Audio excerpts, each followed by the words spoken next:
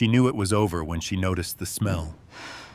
22 years in that house, and she had stopped smelling it a long time ago. The morning coffee, the old oak floors, the fabric softener Marcus used on his work shirts every Sunday. You stop noticing the things that have always been there. But that Tuesday, carrying one cardboard box toward the front door, she smelled all of it at once. And she understood she was smelling it for the last time. Behind her, Marcus stood at the doorway with his arms crossed and his eyes on his phone. Not cruel, not angry, just done. The box held 4 things: a photo album, a sweater, 22 years of lesson planners, a pair of earrings from a Christmas she still missed. She had lived in this house longer than she had lived anywhere else in her life. She left it in 40 minutes. The lock clicked. The smell was gone. Sometimes the life you built with your bare hands is the last thing they let you keep. This is the story of what Claire Hartwell built next, and what it cost her to find out who she really was. The movers were gone by 10. Marcus was gone by 11. By noon, Claire Hartwell was standing in the middle of a room that still smelled like her life and holding one box. She had lived in this house for 22 years. She had painted the kitchen walls twice, once the wrong color, once the right one. She had refinished the hardwood floors on her hands and knees the summer Theo was 7, and she still had a faint scar on her left palm from the sandpaper. She knew which stair creaked third from the top. She knew the way the afternoon light came through the west window in October and made the whole living room look like something worth keeping. The movers had taken the furniture this morning. Professional, efficient, done in 3 hours. The couch that had held 22 years of Sunday mornings. The dining table where Theo had done homework, and Marcus had paid bills, and Claire had graded papers until her eyes hurt. The bookshelves she had built herself from a kit badly, and then rebuilt correctly 6 months later, because imperfect work had always bothered her more than the effort of doing it again. All of it gone by 10 o'clock. What remained was the room itself. The walls with their small ghosts, a slightly different shade of paint, where the bookshelf had stood a hook by the door, where Theo's backpacks had hung for 12 years. The room didn't look empty. It looked erased. Claire set the cardboard box on the floor and looked at it. Not a small box. Not a large one. The kind you get free from behind a grocery store, the kind that held dish soap or cereal before it held a life. Inside, a photo album with a green cloth cover worn soft at the corners. An old wool sweater she'd had since before she met Marcus Gray, slightly unraveling at the left cuff, the only piece of clothing she'd owned longer than her marriage. A lesson planner from her first year of teaching, 1999, her handwriting, on every page in blue ink, the handwriting of a 26-year-old woman who believed in things. And a pair of small gold earrings she hadn't worn since the last Christmas that still felt like Christmas. 22 years. 4 things. She picked the photo album up to place it in the box, and it slipped. The cover was smooth, her hands were cold, and a photograph slid out and fell to the floor. She bent and picked it up. The 3 of them. Standing in front of this house. Theo, at 5 years old, gap-toothed and squinting into the sun, holding Marcus's hand on one side and hers on the other. Marcus was laughing at something off-camera. Claire was looking directly at the lens with an expression she barely recognized, now open, unhurried, like a woman who had nowhere else she needed to be. The house was behind them exactly as it was now. Same front door, same porch light, same oak tree that had grown another 20 feet since then. She looked at the photograph for 1 second. Then she placed it in the box. She didn't want the house. She understood that now, standing in the middle of its empty rooms. She wanted what had happened inside it. She wanted the Sunday mornings and the homework evenings and the sound of Theo's feet on that creaking 3rd stair. She wanted the version of herself who had stood in front of this house with nowhere else to be. Those things were not in the house. Those things were not anywhere she could put in a box. Behind her, she heard Marcus shift his weight in the doorway. Then the small, familiar sound of him checking his watch. Not a word. Just the sound of a man with somewhere else to be. Claire closed the box. She picked it up. It was lighter than it should have been, lighter than 22 years had any right to be. And that lightness was its own kind of answer to a question she hadn't finished asking yet. She walked to the front door. Marcus stepped aside. She crossed the threshold. The door closed behind her. The lock clicked. 22 years. One box. And a photograph that didn't know the marriage was over. She stood on the porch for a moment.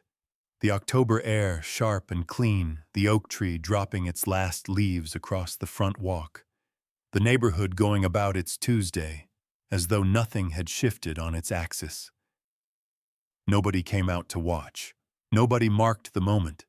The world had not noticed. She walked to her car. She put the box on the passenger seat. She sat behind the wheel and looked at the house through the windshield for exactly as long as she could stand it. Then she looked at the road ahead. She didn't look back. Not because she was strong. Because she was afraid if she did, she'd put the box down and never pick it up again. Apartment 4C had one window. It looked out at the parking lot of a dry cleaner's. A green neon sign. 3 dumpsters lined up against a chain-link fence. A pigeon that had claimed the corner of the window ledge as though it had signed a lease. Claire stood in the middle of the empty room and thought, this is what starting over looks like. She set the cardboard box on the floor. That box was the only thing in the room with her name on it. She crouched down and opened it. She would need the lesson planner before Monday, and unpacking felt like the kind of purposeful thing a person did when they were holding themselves together. She reached in past the photo album, past the old sweater. Her hand found something she didn't recognize. An envelope. Unsealed, the flap just tucked in. She pulled it out and turned it over. The return address read Diane Kowalski, 14 Elm Street. She looked at the date stamp. 3 years ago. She sat with it for the moment, turning it over in her hands. She didn't remember putting it in the box. She didn't remember seeing it before at all. Diane from next door. Diane who had made snickerdoodles every Christmas. Diane whose husband, Frank, had died 2 winters ago. Diane who had known them since before Theo could walk. 3 years ago. She set it on the windowsill, Diane's name facing up, and told herself she'd deal with it later. Then she stood up and looked at the room. The radiator knocked twice, then went quiet.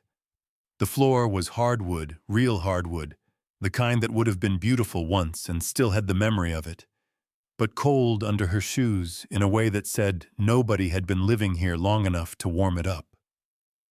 The walls were off-white, the particular off-white of a landlord who bought paint in bulk and never asked what anyone preferred. Underneath everything was a smell she couldn't quite place, old paint and something else. Somebody's cooking from next door. Cumin, maybe? Something warm and specific and completely belonging to someone else's life. There was no chair. She hadn't thought about that until now. 22 years of always having somewhere to sit, and she hadn't thought to bring a chair. She sat down on the floor, not because she meant to, because her legs made the decision before she did, and the floor was there, and it was as good a place as any to begin figuring out what came next. She opened the photo album. She went through it the way you do when you're not looking for anything specific, just looking, just letting the pictures be what they are. Theo at 2, asleep on Marcus's chest, both of them with their mouths open. Theo at 4 in a Halloween costume, furious about the hat. A dog they'd had for 3 years named Walter, who had been a bad dog in every possible way, and who she still missed. She turned the page. Theo at 5, standing in front of the old house, gap-toothed, squinting into the sun. She had placed this photograph in the box herself not 2 hours ago. She had looked at it for 1 second in the empty living room on Clearwater Drive and put it away because looking at it longer wasn't something she could afford yet. She looked at it longer now. Then she closed the album and set it aside. Her phone vibrated on the floor beside her. "Mom, you okay?" Theo, 16 years old, and he still checked. She didn't know whether Marcus had told him anything specific, or whether Theo simply knew the way children know things, by the change in the air, by the things adults don't say. She typed yes. She looked at it, deleted it, typed, "Getting there." Sent it before she could change her mind again. Getting there. She wasn't sure where there was, but it was somewhere the floor would eventually warm up. Somewhere the window might face something better than a dry cleaner's parking lot, or might not, and either way, she would learn to look at it without flinching. 16 years of being his mother, and she still didn't know how much of the truth he could carry. She sat on the floor a little longer. The envelope was on the windowsill. Diane's name still facing up. The date stamp, 3 years old, the paper slightly soft at the edges, the way paper gets when time has handled it. She had told herself she'd deal with it later. She had said that before about things. It never worked out the way she planned. She told herself she was only going back for the mail. It was a reasonable lie, the kind you tell yourself standing on a sidewalk you used to own. 3 pieces of mail had come to the old address that week. A dental reminder. A catalog she'd never ordered from but couldn't seem to unsubscribe from. And something from the school district, probably about the new semester schedule, which she actually needed. 3 pieces of mail was a practical reason. 3 pieces of mail was not standing on the sidewalk of Clearwater Drive at 4 in the afternoon, looking at a house you no longer lived in. She stood there anyway. Marcus's car was in the garage. The door left open, the way he always left it, the way that had bothered her for years, the way she had mentioned maybe 40 times and let go of maybe 39. The kitchen light was on. The curtains in the front room were the same curtains, the ones she had picked out at the fabric store on Route 9 8 years ago, Woori, with a thin stripe. Nothing special but hers, in the way that small choices become yours over time. She was watching her own life through a window. She knew that. She stood there knowing it and didn't move. The oak tree had dropped most of its leaves now. They covered the front walk in a thick layer nobody had raked. Marcus had never raked without being asked. That had always been her job, or Theo's, the two of them on a Saturday morning, with the cheap plastic rakes that kept breaking Theo complaining, and then getting competitive about it, trying to build the biggest pile. She could see the leaves from here, unmoved, patient. You shouldn't be here, she thought. She went to get the mail anyway. The mailbox was at the end of the front walk, same as always. She didn't go up the walk. She came at it from the sidewalk, lifted the lid, took the 3 envelopes without looking at them, and was turning back toward her car when she heard the gate. The fence between this Hartwell house and the house next door was low 4 feet of painted wood white, once now the particular gray-white of something that had been meaning to be repainted for several years. Diane Kowalski came through the gate in her garden coat, the old green one she wore from September through April, regardless of temperature, carrying a pair of pruning shears she didn't appear to be using on anything. 71 years old. White hair cut short and neat. Eyes that were brown and direct in a way that made you feel when they landed on you that she had already finished forming her opinion and was simply waiting for you to catch up. She looked at Claire. She did not say, "How are you?" She did not say, "I heard about everything, I'm so sorry." She did not do any of the things people did when they ran into you during the worst chapter of your life. She said, "Did you get my letter?" Claire felt something shift in her chest, not quite recognition, not quite alarm, something in between. "I don't think so," she said. "What letter?" Diane's eyes moved across her face the way you move a flashlight across a dark room, slowly looking for something specific. "I sent it about 3 years ago," Diane said. "To the house. I wasn't sure you'd—" She stopped, pressed her lips together, started again differently. It was important. Claire thought about the box, the lesson planner, her hand finding the envelope before it found what she was looking for. Diane Kowalski, 14 Elm Street.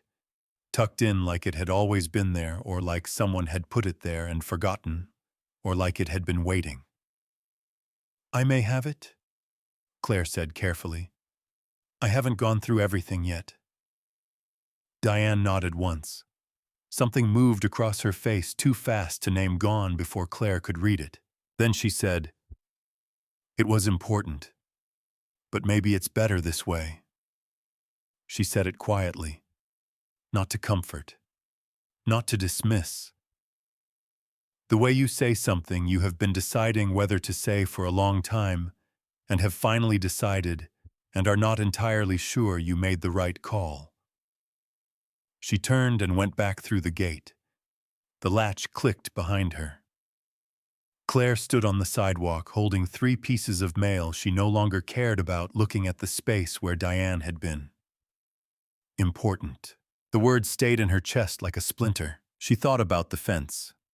About the summer Theo was 8, the summer he had figured out the gate latch and started coming and going between the 2 yards, as though the fence were a suggestion rather than a boundary. He would disappear after school, and Claire would find him at Diane's kitchen table with a glass of milk, and whatever Diane had made that day, happy in the uncomplicated way children are happy when they feel genuinely welcome somewhere. That fence had been a passageway then. It felt like something else now. Claire drove back to apartment 4C. She took the stairs instead of the elevator, because she wasn't ready to stand still yet. 4 flights up, her breath coming harder by the 3rd floor, her hand on the railing that someone had painted over so many times, it felt thick under her palm. The envelope was still on the windowsill. Diane's name still facing up. 3 years old, and now it felt like it was looking at her. She made coffee first. It was a stalling tactic, and she knew it, but the envelope had waited 3 years, so it could wait 8 more minutes. She filled the kettle. She found the coffee in the box she had packed it, without thinking. The way you pack things your hands know you need, before your mind catches up. The French press was there too, wrapped in the old wool sweater, which struck her as both practical and slightly absurd. She unwrapped it. She set it on the counter that wasn't hers yet, in the kitchen, that still smelled like the previous tenant's cleaning products, and she watched the kettle and did not look at the envelope on the windowsill. The coffee took 8 minutes. The envelope was still there. She sat down on the floor, still no chair she needed to deal with that, and held the envelope in both hands for a moment. The paper had gone slightly soft at the edges, the way paper does when it has been handled and set aside and handled again. Diane's handwriting on the front, careful, unhurried, the cursive of a woman who had learned it in a different era and seen no reason to change. She opened it. 1 page. Handwritten both sides. No, just one side, the writing stopping halfway down. Claire, I need to tell you something about the house. Something I should have said 3 years ago when it happened, but I didn't, and I've been carrying that ever since. Please call me before you sign anything, before you agree to anything. There are things you don't know. I'm sorry it took me this long. Diane Claire read it twice. Then she sat with it. 4 sentences. No explanation of what the thing was. No description of what had happened 3 years ago. Just the outline of something the shape of a door, without the room behind it. Before you sign anything. The divorce papers were already signed. She had signed them 6 weeks ago in the office of the lawyer Marcus had recommended, which she now understood was its own kind of answer to a question she hadn't thought to ask. She was still sitting on the floor with the letter when the doorbell rang. She wasn't expecting anyone. She opened the door and Marcus was standing in the hallway. He looked the same. That was the first thing she thought, which was absurd. It had been 3 weeks, not 3 years, but somehow she had expected him to look different, to look like a man who had done whatever it was Diane was describing, to have it visible on him somewhere. He didn't. He looked like Marcus. Tall, a little tired around the eyes, the way he always was in October, wearing the gray jacket she had bought him 2 Christmases ago. He was holding a small cardboard box, smaller than hers. "I found some things," he said. "I thought you'd want them." She stepped back. Not an invitation, just enough space for him to set the box down inside the door. He didn't come further than that. She didn't ask him to. He set the box on the floor and straightened up. Inside a book on classroom management she'd been looking for since August. A phone charger. A photograph of her parents taken before she was born. The one that had lived on her nightstand for 15 years. And at the bottom, in a small Ziploc bag, a pair of earrings. Small, gold, simple. She had worn them on her wedding day. She didn't know if he remembered that. She didn't know if he had looked at them and known, or if he had simply found them in the back of a drawer and put them in a bag because they were hers, and that was what you did. Both possibilities sat in her chest at the same time, and they hurt in different ways, and she couldn't explain to anyone, couldn't have explained to herself which one she was more afraid of. She looked up. Marcus was looking at the windowsill, at the envelope. 1 second, maybe less. His eyes moved to it and stopped the way your eyes stop on something you recognize in a place you didn't expect to find it. Not a flinch. Not a guilty look away. Just stillness. The particular stillness of a person whose mind has just done something very fast that their face hasn't caught up with yet. Then he looked away. At the floor. At the door. Anywhere else. He knew. She didn't say anything. He didn't say anything. He said he hoped she was settling in. She said she was getting there. He said Theo had mentioned she'd seemed tired. She said she was fine. He nodded. She nodded. He left. She stood at the window and watched his car pull out of the parking lot, past the green neon sign of the dry cleaners, and turn left onto the street and disappear. It wasn't guilt on his face. It was recognition. And that was so much worse. She looked down at the envelope in her hand. Diane's handwriting. 3 years old. 4 sentences that changed nothing and everything. She picked up her phone. She needed to know what Marcus already knew. Diane picked up on the second ring. She sounded like a woman who had been waiting for this call for 3 years and dreading it for just as long. "I saw him at the house," Claire said. "He saw the envelope. He recognized it, Diane. So whatever you were going to tell me, I need you to tell me now." A pause. Not a long one. The pause of someone who has already decided and is just finding the first word. 3 years ago, Diane said, Marcus came to me with a document. She told it plainly, the way people tell things they have rehearsed in their heads so many times that the emotion has worn smooth, like a stone carried too long in a pocket. A document restructuring the property ownership of the house on Clearwater Drive. A legal mechanism. Marcus had explained it carefully, patiently, the way he explained things to protect the family assets in the event that Claire's consulting business accumulated debt that creditors could pursue. It was precautionary. It was reasonable. It was the kind of thing a careful man did to protect his family. He needed a witness signature. Diane had signed it. He paid Frank's hospital bills, she said, when the insurance denied the claim. $47,000. He didn't ask for anything. He didn't make us feel like we owed him. He just paid it. So when he came to me with the document and said it was to protect you both, She stopped. I signed it. I didn't tell you because Marcus said it was just a formality. And then the years went by. And then we got divorced, Claire said. Yes. The words sat between them on the line like something neither of them wanted to pick up. Claire set the phone down on the counter. She didn't hang up. She just set it down and stood in the kitchen of apartment 4C with her hand flat on the countertop and looked at the wall. The wall was off-white, blank. It gave her nothing. She picked the phone back up. I have to go, she said. Claire, I'll call you back. She called Marcus. He picked up on the first ring, which meant he had been expecting it too. She didn't ask him if it was true. She already knew it was true. She said, tell me why. He told her. He told her about the consulting debt, $42,000, the year the Henderson contract fell through, and she'd had to cover the operating costs herself, the year she had handled it, and not said much about it, because she handled things and didn't say much about them. He told her he had watched her carry that, and had been afraid. Not of her. For them.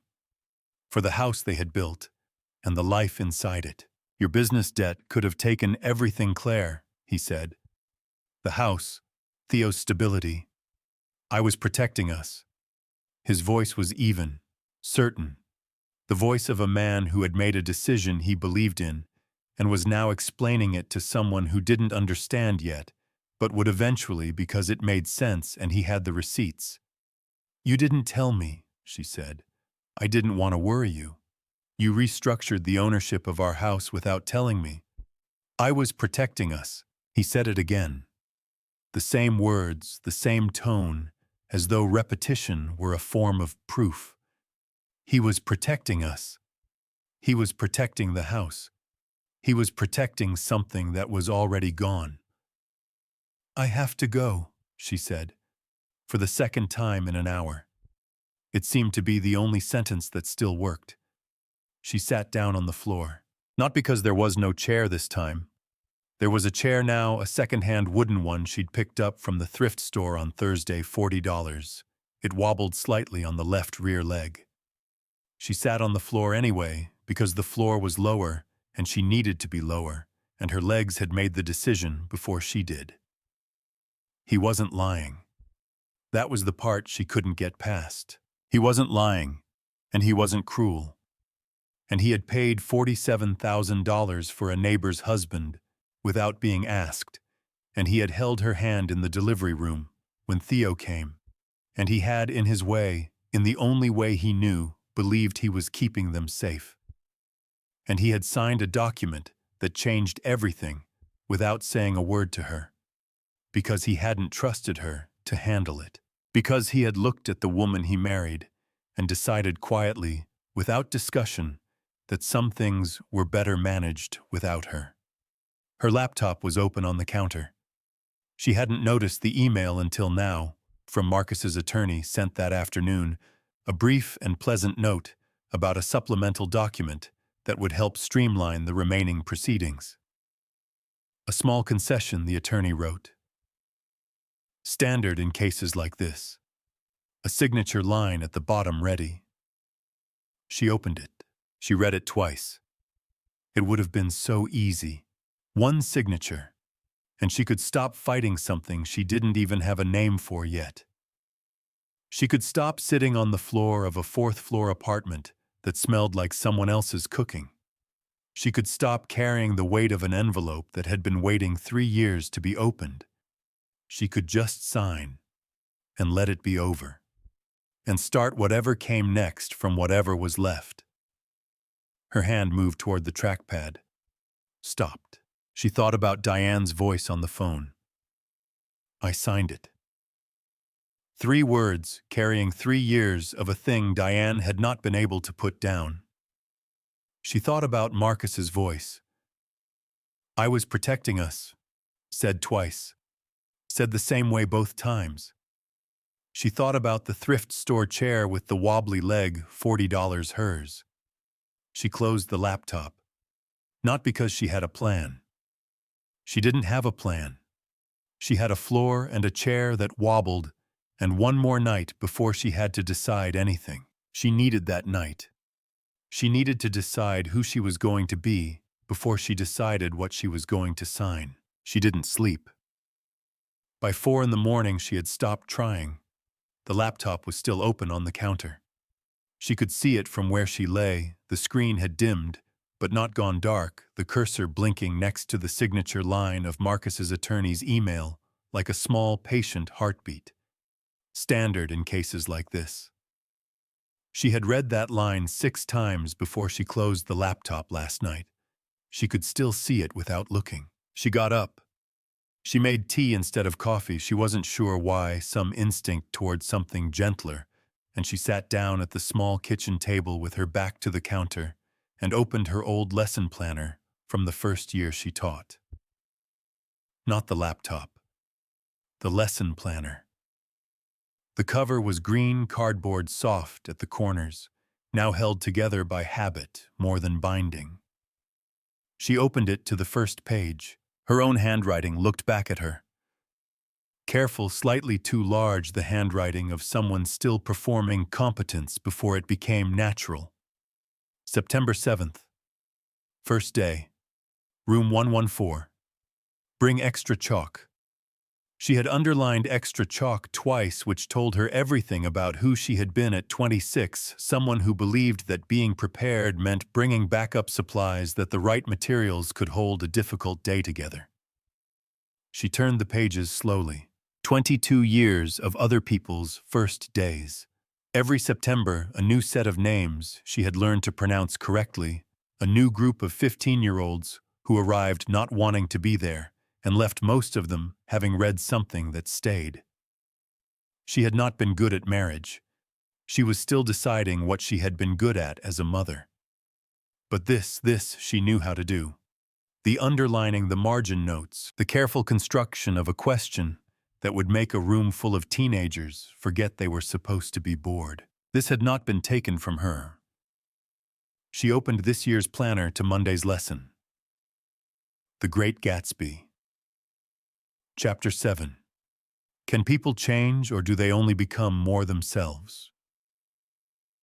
She had written that question 3 weeks ago, before the movers came, before the lock clicked, before the envelope on the windowsill. She read it now and sat with it differently than she had written it. She picked up her pen. She started preparing the lesson. Underlining, annotating, writing questions in the margins the way she always had, building the architecture of a conversation before the conversation happened.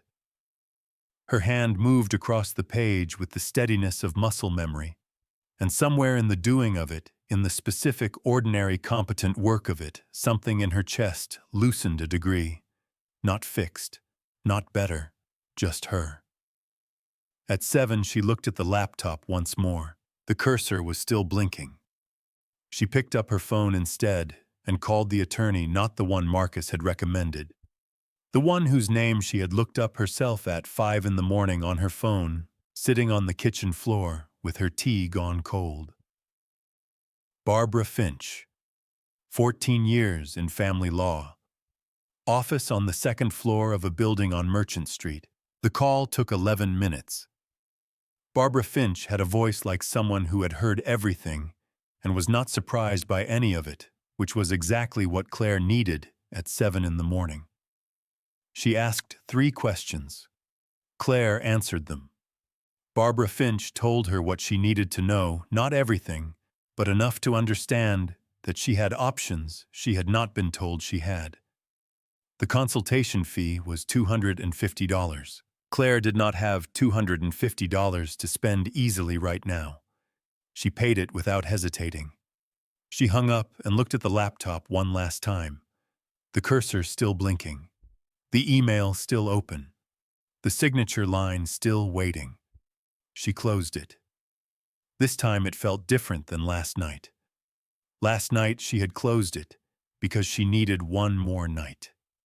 This morning she closed it because she had made a phone call first. She drove to school. Third period. 10:15. Room 214, same room she'd had for 9 years, the one with the windows that stuck in humid weather and the heater that came on too loud. 28 10th graders arranged in the particular way of people who have not yet decided whether today is worth paying attention to. She put Chapter 7 on the board. She asked the question she had written in the margin at 4 in the morning. Can people change, or do they only become more themselves? They talked. The way they sometimes did when a question landed right, not performing discussion, but actually having one interrupting each other, changing their minds mid-sentence. She listened and asked follow-up questions and wrote their ideas on the board and did not think about Marcus or Diane or the email still sitting in her sent folder. Then a girl in the third row, Maya quiet, always watching, raised her hand. "Ms. Hartwell," she said, "do you think people really change, or do they just get better at hiding?" The room went still the way rooms do when someone accidentally asks the real question. 28 faces, waiting. Claire stood at the board with the marker in her hand. She thought about Marcus on the phone. "I was protecting us," said with complete conviction. Said the same way twice. She thought about Diane at the fence. Maybe it's better this way. The relief on her face. 3 years of a thing she had been carrying. She thought about herself at 4 in the morning, turning away from a blinking cursor to open a lesson planner from 1999 because she needed to find something that was still hers. She uncapped the marker. She wrote on the board, "What do you think? That's your essay question," she said. "Due Friday, 2 pages minimum. Show me your evidence." They groaned. She let them. After class in the hallway, her colleague Ruth, who had taught English in the room next door for 16 years, and noticed everything, and said little, fell into step beside her and handed her a folded piece of paper without breaking stride. "She helped my sister," Ruth said. "Don't wait too long." Then she turned into her classroom and closed the door. Claire unfolded the paper. A name. A phone number. Maryland Cross Property and Marital Assets. She folded it again. She put it in her coat pocket. It sat there the whole drive home, small and specific, like something that had been waiting to be found. Behind her on the kitchen counter, the laptop stayed closed. Diane showed up at 7:15 with a tin of snickerdoodles. Claire recognized it immediately, the same green tin with the slightly dented lid that had appeared on their doorstep every Christmas for 11 years. Diane made them from scratch, always a double batch, always with more butter than the recipe called for, because she said the recipe was wrong. Claire had eaten them at that kitchen table on Clearwater Drive more times than she could count in December, in the good years when the holidays still felt like something worth preparing for. Nobody brings snickerdoodles when the news is good. She stepped back from the door. Diane came in without being asked, the way she always had the way of a woman who had been a neighbor long enough that the threshold had become a formality. She set the tin on the small kitchen table and sat down in the wobbly thrift store chair, as though she had always sat there, as though this apartment were simply another version of a place she had always come to. Claire made tea. It gave her something to do with her hands. They sat across from each other at the table that was too small for 2 people and whatever Diane had brought besides the tin. Outside the window, the street noise was fading, that particular early evening quiet, when the commuter traffic has thinned, but the night hasn't started yet. The tin sat between them. The smell of butter and cinnamon moved through the small apartment like something from a different life. Neither of them opened the tin. "I need to tell you the rest of it," Diane said. Claire wrapped both hands around her mug. "All right." Diane had read the document before she signed it. That was the part she hadn't said on the phone. She had let herself believe that it was a quick signature on something she hadn't fully understood. The way you sign things, neighbors ask you to sign the way you trust the people you have known for years. But that wasn't what happened. Marcus had explained it to her, clearly, patiently, the way he explained things. He had told her what the document did and why, and what it meant for the property, and what it meant for Claire's position in the event of he hadn't said divorce. He had said significant financial dispute. Diane had read it. She had understood it. She had picked up the pen. She signed it. She read it first. She signed it anyway. "I need you to understand something," Diane said. Her voice was even, but her hands around her own mug were not. Frank's insurance denied the claim in March of that year.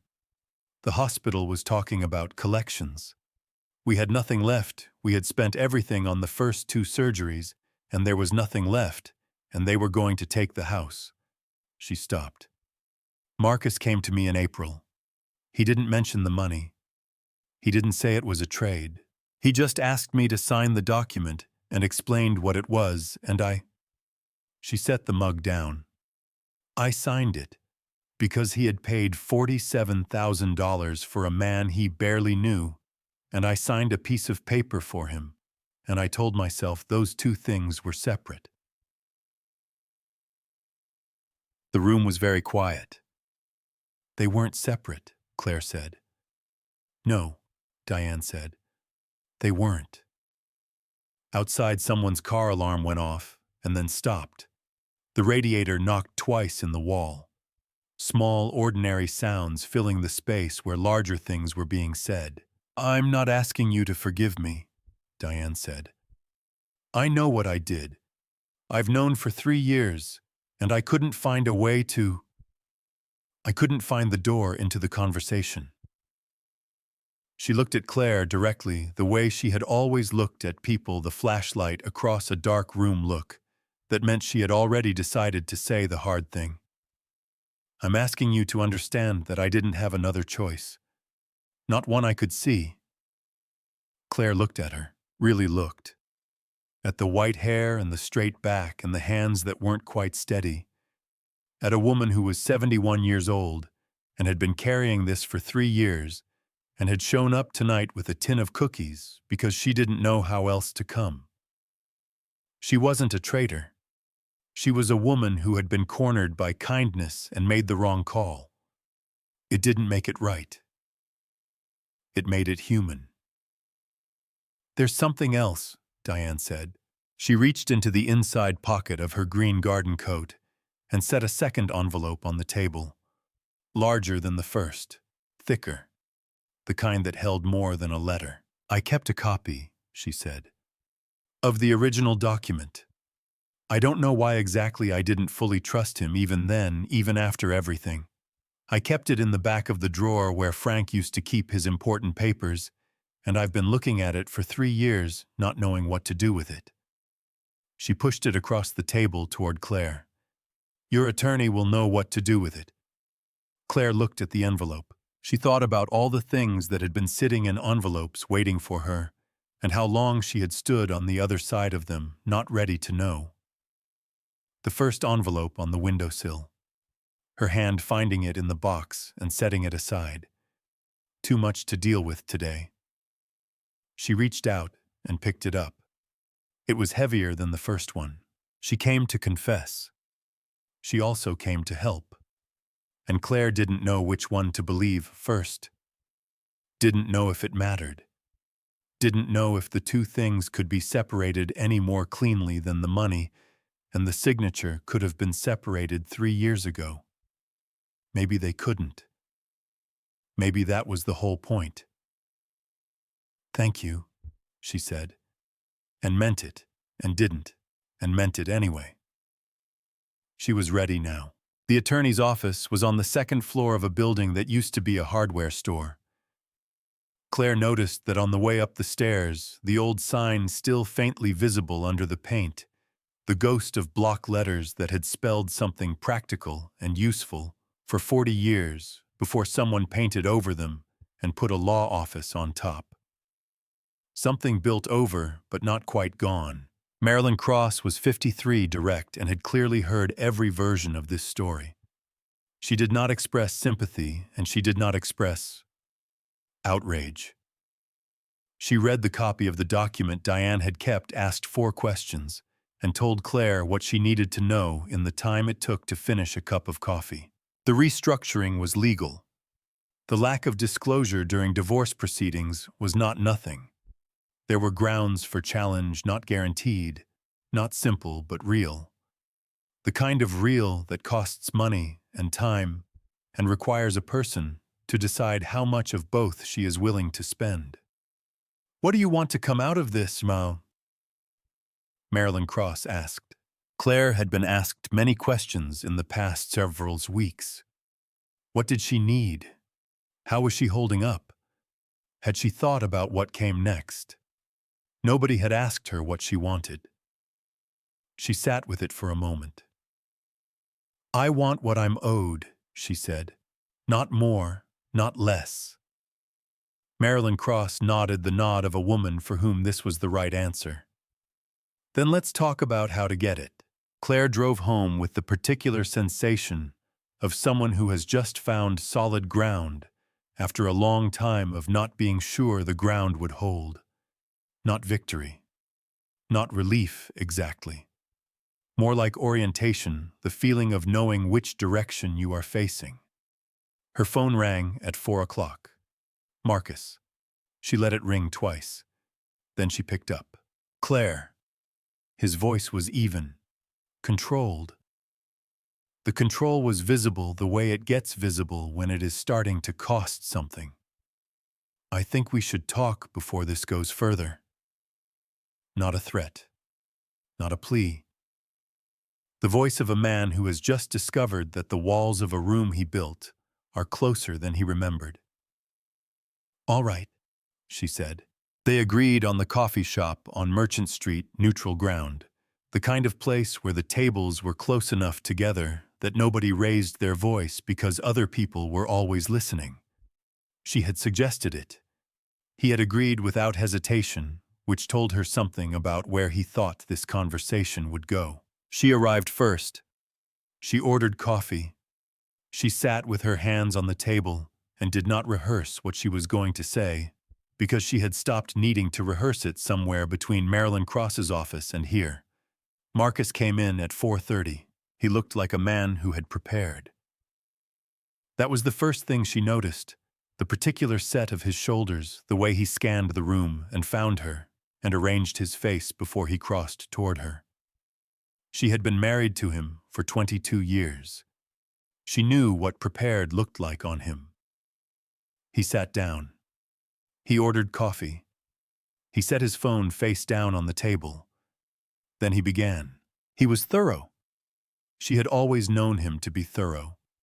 He laid out the reasons one by one carefully, the way you lay out evidence when you believe the evidence supports you. The business debt, the risk to the house, the decision he had made in what he believed were her best interests, in their best interests, because that was what he did. That was who he was, a man who assessed risk and managed it, and did not always have time to explain every decision in the moment it was made. He talked for 4 minutes. She counted not deliberately, just the way you count things when your mind is very still. When he finished, she said, "I know why you did it, Marcus." He waited for the rest of the sentence. "I understood that before I called the attorney." He stopped. Not a pause. A stop. The kind where something has come to a halt that was moving a moment ago. She watched him try to find the response to that. She watched him look for the argument that worked against what she had just said and not find it. She was not angry. She was not confused. She was not asking him to explain himself or defend himself or apologize. She had simply told him the truth that she understood him, and had made her decision not in spite of that understanding, but alongside it. She had moved past the place where his reasons lived. He was still standing there. He picked up his coffee cup. He put it down without drinking. He had prepared for a fight. He hadn't prepared for someone who had already finished fighting and moved on without him. The silence lasted long enough to be real. Then Marcus said quietly, not to her exactly, more to the table between them, "I didn't think you'd go this far." "I know," she said. "That's the part you got wrong." She picked up her bag.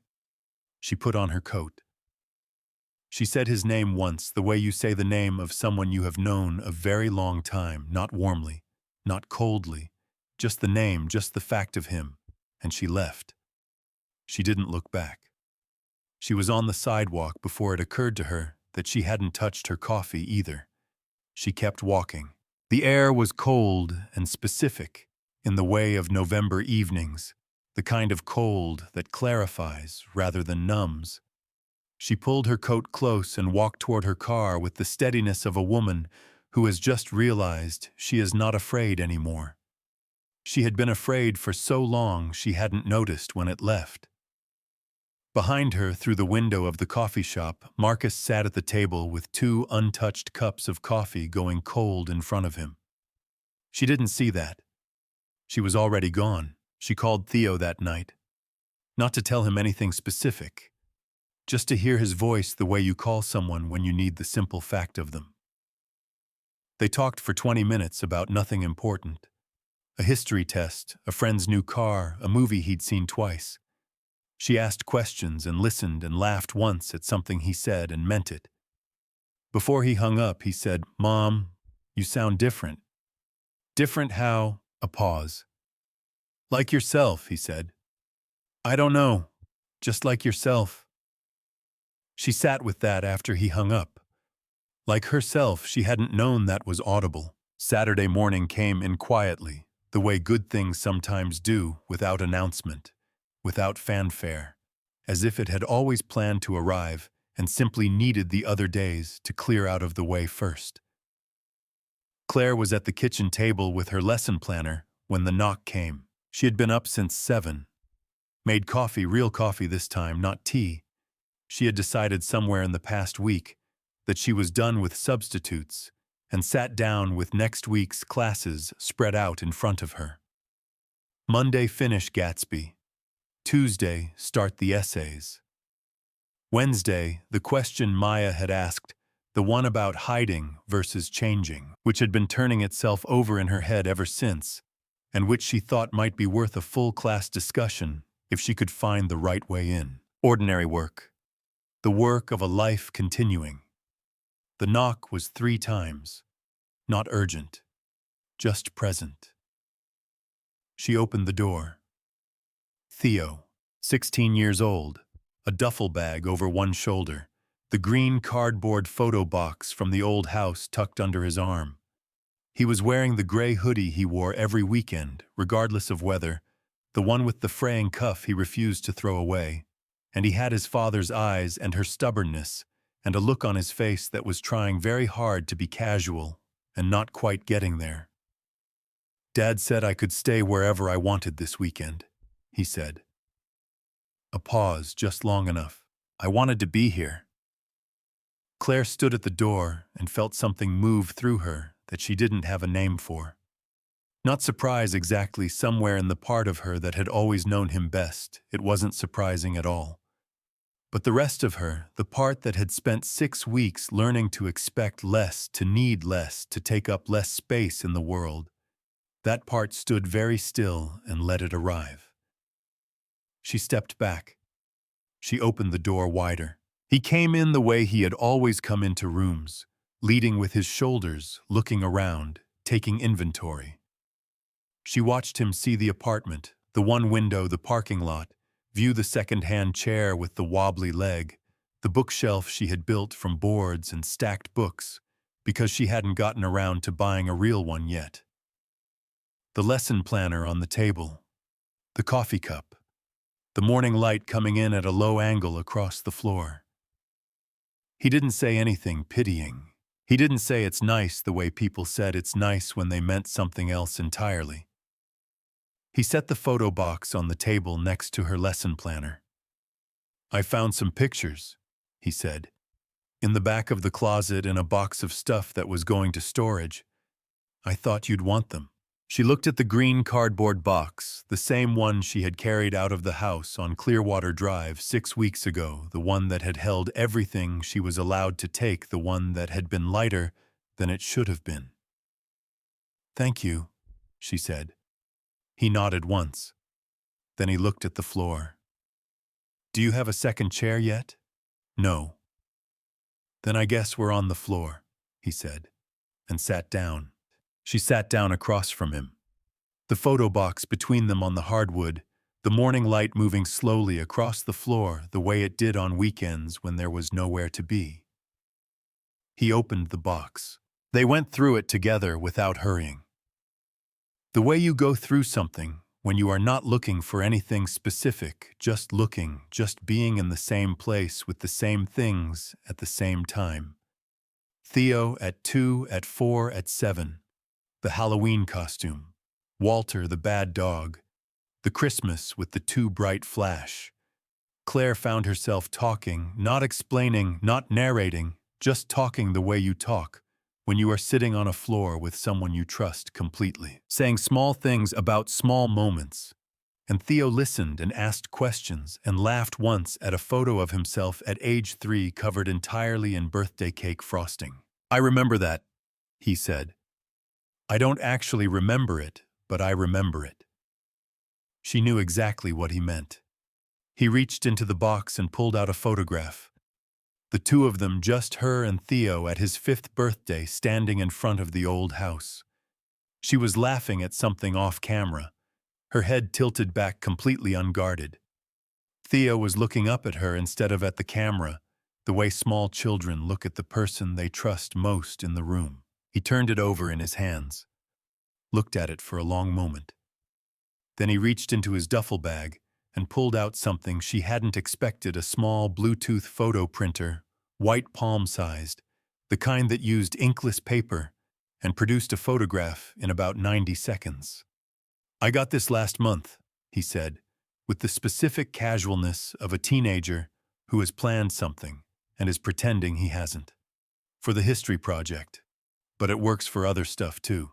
He took out his phone, scrolled back, found a photograph he had taken that morning. She could see the thumbnail from where she sat, and sent it to the printer. The printer hummed softly. 90 seconds.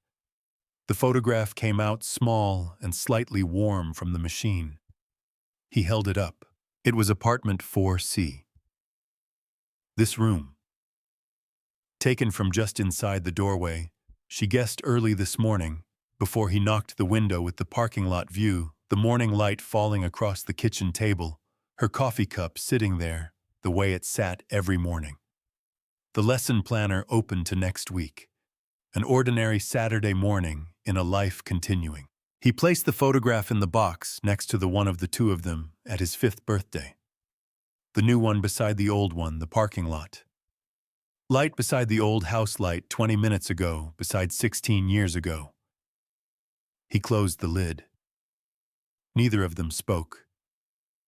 Outside the window, the light was doing what light does in early morning, making ordinary things look like they had always been exactly where they belonged.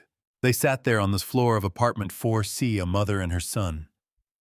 The photo box between them. The lesson planner on the table, the coffee going slightly cold, the way it always did when something more important came along. The box held both photographs now. It had room for more. It wasn't much of a view, Claire thought, looking at the dry cleaner's parking lot through the window. The green neon sign. The 3 dumpsters. The pigeon who had never left. But it was theirs. Theo placed the photograph in the box, closed the lid, and sat back down on the floor beside her. Outside the window, the light was coming up over the dry cleaner's parking lot. It wasn't much of a view, but it was theirs. If this story moved you, stay with us for just one more moment. Claire didn't get her house back. She got something harder to take away. We spend so much of our lives building things for other people, homes, routines, identities, shaped around someone else's needs, that sometimes we forget to ask what was mine to begin with, and sometimes it takes losing everything to find out. If you're watching this from a living room that still feels like yours, or from a room that's just beginning to feel that way, tell us where you are in the comments. We read every single one. And if you know a woman who is starting over, a friend, a sister, a mother, someone who is carrying a box that is lighter than it should be, share this story with her. Sometimes the most important thing we can do for someone is let them know someone else has been here, and they found their way. If stories like this matter to you, subscribe. Every week we bring you another woman, another turning point, another life rebuilt from what was left behind. Because some of the most important stories are the ones that begin after everything falls apart. It wasn't much of a view, but it was theirs.